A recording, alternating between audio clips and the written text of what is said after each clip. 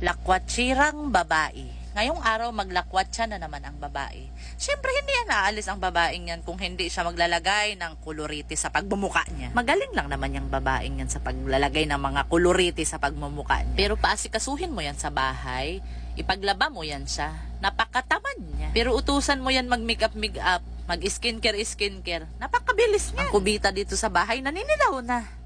Pero ang nguso niya pulang-pula. Pati ang pisngi niya, wala talagang kahihiyan. Kung may pupunta dito sa bahay, hindi siya mahihiya na ipasiar niya ang tao na nanlilimahid ang CR, na may nakasabit na pante. Yang alahas-alahas na sinusuot niya, ako na lang ang maaawa sa hold up sa kanya. Kay walang mapapala, hindi man yan masasanla. Mahilig magsuot-suot sa mga aksesoris. Burara naman hindi ililigpit. Walang katahimikan talaga sa bahay tong babaeng to kahit masama ang panahon. Kahit mabagyuhin tayo, hindi talaga niya mapigilan ang pagkalakwatsira niya. Isasama pa ang mga bata sa mga kalukuhan. Sus, Dorinel, pag ganyan-ganyan ka sa itsura mo, ako na lang ang mahihiya sa'yo. Maganda tignan. Pero papuntahin mo ang mga tao sa bahay. Mahihiya ka talaga. Tignan mo ang ginagawa sa anak, oh. Pinapainom na mga kung ano-ano. Yang bata, kaya yan magkakasakit, magkakasipon. Walang gana kumain, kaya anong binibigay sa nanay? Siya din talaga ang nagbibigay sa mga bata ng sakit. Kaya alam naman na hindi pa yan kumakain ng bata, paiinumin ng mga shake-shake na yan. Isa pa rin tong asawa sa babae, na nagkukonsinti sa asawa niya, na imbis mapagsabihan, natatakot sumusunod sa asawa niya. Malamang itong si Ricardo, ginayuma to ni Dorinel.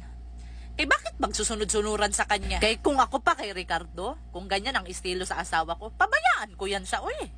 Iiwanan. Napakaswerte naman yung magsunod-sunuran ako. Tignan mo ang lalaki. Binibidyohan ba ang asawa? Susuportahan niya talaga ang pinagagawa sa asawa. Kung ako kay Ricardo, hindi ako magsunod-sunuran kay Dorinel. Sus! Pero anong magagawa natin kay ginayuma man ang lalaki?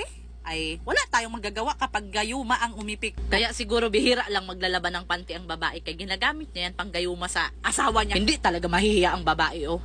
Maghawak-hawak siya sa mga damit niya na nakadisplay na hindi naman bibili. Ganyan ang gusto sa babae, oh. Pag makalabas siya, ang magkain-kain sa labas.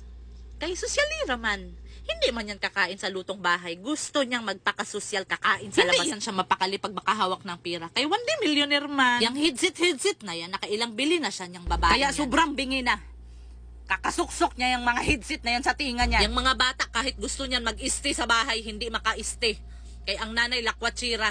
Madadamay ang bata kahit gusto magpahinga, gusto matulog sa tanghali. Yung mga bata mahihirapan yan lumaki. Kaya hindi nakakatulog sa ayos. Sa tanghali, dapat ang bata natutulog. Pero tignan mo ang ginagawa sa nanay, dinadala sa mga shopping mall. Panay-panay pa ang bili sa laruan sa mga bata. Tamad naman maglikpit. Panay ang reklamo na pala.